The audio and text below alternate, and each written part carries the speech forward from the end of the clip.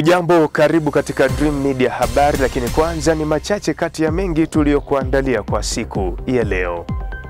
Kesi inayomkabili mwenyekiti wa Chama cha Demokrasia na Maendeleo Chadema Tundu Lissu imeahirishwa hadi Juni 16 mwaka huu katika mahakama ya hakimu mkazi Kisutu, huku mahakama ikimpa onyo kali kwa kutamka maneno bila ruhusa ukumbini. Na katika michezo, kikosi cha Tanzania Prison kimerejea leo mazoezini kwa ajili ya kujiandaa na michezo yao miwili iliyosalia ya Ligi Kuu Soka Tanzania Bara. Taarifa hii ya habari inapatikana kupitia akaunti yetu ya YouTube ya Dream Media TZ, lakini pia tufuatilie kupitia kurasa zetu za mitandao ya kijamii za Facebook Dream FM na Instagram na X ni Dream FM TZ. Na sasa ni muda wa kuziangazia kwa kina taarifa tulizokuandalia kwa siku ya leo, na uko nami Brown Tinda. Kesi inayomkabili mwenyekiti wa Chama cha Demokrasia na Maendeleo Chadema Tundu Lissu imeahirishwa hadi Juni 16 mwaka huu katika mahakama ya hakimu mkazi Kisutu, huku mahakama ikimpa onyo kali kwa kutamka maneno bila ruhusa ukumbini. Kauli hiyo inakuja kufuatia upande wa Jamhuri kuibua hoja ya kuwa kitendo cha Tundu Lissu kutoa kauli za no reforms no election na wafuasi wake kuitikia kauli hiyo ambayo aliitoa wakati tayari mahakama ilishakaa hakimu kuwa ndani ya chumba cha mahakama, iliashiria kudhalauliwa kwa mahakama. Zaidi, mwanahabari Lecho Mgala anafafanua taarifa hii. Kesi ya uhaini inayomkabili mwenyekiti wa Chama cha Demokrasia na Maendeleo Chadema Taifa Tundu Lissu imeendelea leo tena Jumatatu kwa ajili ya kutajwa. Tofauti na ilivyofikiriwa hapo awali kwamba pengine shauri hilo limechukua muda mchache, baada yake mvutano mkali wa kisheria baina ya mawakili wa pande zote mbili. Serikali kupitia mawakili wake ilianza kwa kuieleza mahakama kuwa upelelezi wa shauri hilo haujakamilika, hivyo kuomba mahakama kuhairisha hadi siku nyingine. Hata hivyo, Jamhuri ilileta jambo lingine kwamba ameidharau mahakama hiyo. Alitoa maneno ya no reforms no election, jambo ambalo ni kinyume cha sheria. Mahakama ilitoa shauri kwamba siku ya leo watakapokutana watatoa taarifa ambayo itakuwa na majibu kamili juu ya kesi inayomkabili mwenyekiti wa Chama cha Demokrasia na Maendeleo Chadema Tundu Lissu. Na kesi hiyo imehairishwa, itasikilizwa tena tarehe 16 mwezi wa 6 mwaka 2025. Lecho Mgala, Dream Media habari. Sana Lecho Mgala kwa taarifa hiyo. Bunge la Tanzania limesema hatua ya kumpatia tuzo ya heshima Rais wa Jamhuri ya Muungano wa Tanzania Daktari Samia Suluhu Hassan inatokana na wawakilishi wa wananchi na wabunge kutambua mambo makubwa yaliyofanywa katika uongozi wake ndani ya miaka minne. Akitoa taarifa leo wakati wa kikao cha 37 cha mkutano wa 19 wa bunge unaoendelea bungeni jijini Dodoma, Spika wa Bunge la Tanzania Daktari Tulia Ackson amesema tuzo hiyo ni ya kwanza katika historia ya Tanzania. Tuzo maalum ya heshima ya Bunge la Jamhuri ya Muungano wa Tanzania ilitolewa kwa Rais wa Jamhuri ya Muungano wa Tanzania Daktari Samia Suluhu Hassan katika hafla iliyofanyika tarehe 31 Mei katika viwanja vya bunge. Leo katika kikao hiki cha kikao cha 37 cha mkutano wa 19 wa bunge la 12, naomba kuwapa taarifa kuhusu tuzo maalum ya heshima iliyotolewa na bunge kwa Mheshimiwa Dr. Samia Suluhu Hassan, Rais wa Jamhuri ya Muungano wa Tanzania. Mheshimiwa bunge la Jamhuri ya Muungano wa Tanzania kwa mara ya kwanza katika historia yake liliandaa tuzo iliyojulikana kama tuzo maalum ya heshima kwa Mheshimiwa Dr. Samia Suluhu Hassan, Rais wa Jamhuri ya Muungano wa Tanzania.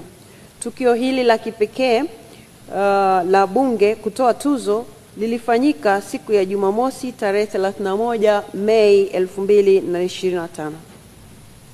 Mheshimiwa bunge, siku ile nilieleza kwa kirefu kwenye maneno yangu ya utangulizi kabla ya kukabidhi tuzo sababu ya bunge hili la 12 kuamua kumpa Mheshimiwa Rais tuzo hii. Hapa nieleze kwa kifupi tu kwamba bunge lilifikia uamuzi huo baada ya sisi wabunge na wawakilishi wa wananchi kutambua na kuyapa heshima mambo makubwa aliyoyafanya katika kipindi chake cha uongozi wa miaka 4. Mtazamaji wa Dream Media, na kukumbusha kuendelea kufuatilia kurasa zetu za mitandao ya kijamii za Facebook na X ni Dream FM na Instagram ni Dream FM TZ. Na sasa tuziangazie taarifa za mataifa mbalimbali kama zinavyoletwa kwako na Esau Godwin. China imesema Marekani imekiuka pakubwa makubaliano yao ya kibiashara na kwamba itachukua hatua kali kutetea maslahi yake. Wizara ya biashara ya China ilisema Marekani imehujumu makubaliano yaliyofikiwa wakati wa mazungumzo huko Geneva mwezi uliopita, ambapo nchi zote mbili zilipunguza ushuru kwa bidhaa zinazoagizwa kutoka kwa kila mmoja. Msemaji huyo aliongeza kuwa hatua za Marekani pia zimekiuka pakubwa maafikiano yaliyofikiwa wakati wa mazungumzo ya simu mwezi Januari kati ya kiongozi wa China Xi Jinping na Rais Donald Trump. Maoni hayo yanawadia baada ya Trump kusema siku ya Ijumaa kwamba China imekiuka kabisa makubaliano yake na sisi. Rais wa Marekani hakutoa maelezo, lakini mwakilishi wa biashara Jamieson Greer baadaye alisema China haikuondoa vikwazo visivyokuwa vya ushuru kama ilivyokubaliwa chini ya makubaliano hayo. Chini ya mapatano ya kibiashara yaliyofanyika mwezi Mei katika mkutano huko Geneva, Marekani ilipunguza ushuru uliowekwa kwa bidhaa kutoka China kutoka 145% hadi 30%.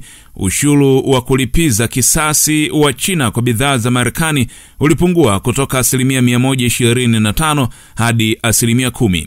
Siku ya Jumatatu, Beijing ilisema ukiukaji wa makubaliano ya Marekani ni pamoja na kusitisha uuzaji wa programu za kutengeneza chip za kompyuta kwa makampuni ya China, kuonya dhidi ya kutumia chipu zilizotengenezwa na kampuni kubwa ya teknolojia ya China Huawei, na kufuta visa kwa wanafunzi wa China. Makubaliano hayo yaliyofikiwa mjini Geneva yaliwashangaza wachambuzi wengi, kwani ilionekana kuwa pande hizo mbili ziko mbali sana na masuala mengi ya kibiashara. Na idadi rasmi ya watu waliofariki baada ya mafuriko kukumba mji wa Mokwa nchini Nigeria siku ya Alhamis imeongezeka na kufikia zaidi ya 200, maafisa wanasema. Mafuriko hayo yanayosemekana kuwa mabaya zaidi katika eneo hilo kwa miaka 60 yalikumba miji ya Tifin, Maza na Anguan Hausawa baada ya mvua kubwa kunyesha. Katika juhudi za kuzuia magonjwa katika eneo hilo, mamlaka hivi karibuni itaanza kutafuta maiti zilizozikwa chini ya ardhi. Mkuu wa wilaya ya Mokwa, Muhammad Aliu, alisema. Wakisimulia matukio ya maafa, wakazi wa eneo hilo wamesema kwamba waliona nyumba na familia zao zikisombwa na maji. Mwanamume mmoja, Adam Yusuf, alipoteza mke wake na mtoto mchanga. Esau Godwin, Dream Media habari. Asante sana Esau Godwin kwa taarifa hizo za kimataifa mbalimbali. Na mtazamaji huyo ni Esau Godwin katika habari za mataifa mbalimbali. Na katika michezo, kikosi cha Tanzania Prison kimerejea leo mazoezini kwa ajili ya kujiandaa na michezo yao miwili iliyosalia ya ligi kuu soka Tanzania bara. Huyu hapa Brown Ben Mbwawa akikuletea mkusanyiko wa habari mbalimbali za michezo.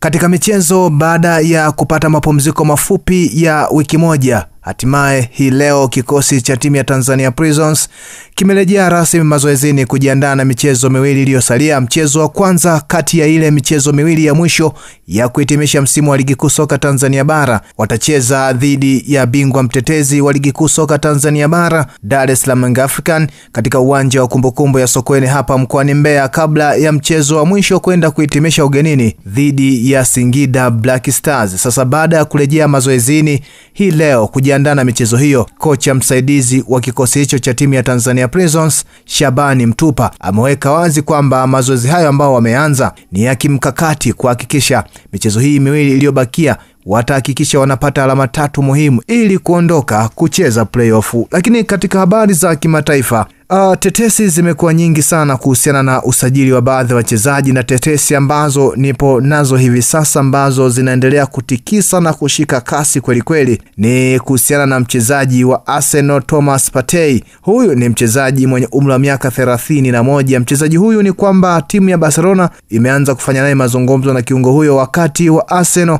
na timu ya taifa ya Ghana Thomas Partey. Kumbuka Thomas Partey mkataba wake unatamatika mwezi huu wa 6. Shukrani sana Brown Beni Mboawa. Na kabla ya kuhitimisha Dream Habari, ni kukumbushe tena machache kati ya mengi tuliyokuwa nayo kwa siku hii ya leo. Kesi inayomkabili mwenyekiti wa Chama cha Demokrasia na Maendeleo Chadema Tundu Lissu imeahirishwa hadi Juni 16 mwaka huu katika mahakama ya hakimu mkazi Kisutu, huku mahakama ikimpa onyo kali kwa kutamka maneno bila ruhusa ukumbini. Na katika michezo, kikosi cha Tanzania Prison kimerejea leo mazoezini kwa ajili ya kujiandaa na michezo yao miwili iliyosalia ya Ligi Kuu Soka Tanzania Bara. Na huo ndio mwisho wa Dream Media Habari. Endelea kutufuatilia kupitia kurasa zetu za mitandao ya kijamii za Facebook ni Dream FM na Instagram na X ni Dream FM TZ, na kupitia akaunti yetu ya YouTube ya Dream Media TZ. Kwa heri.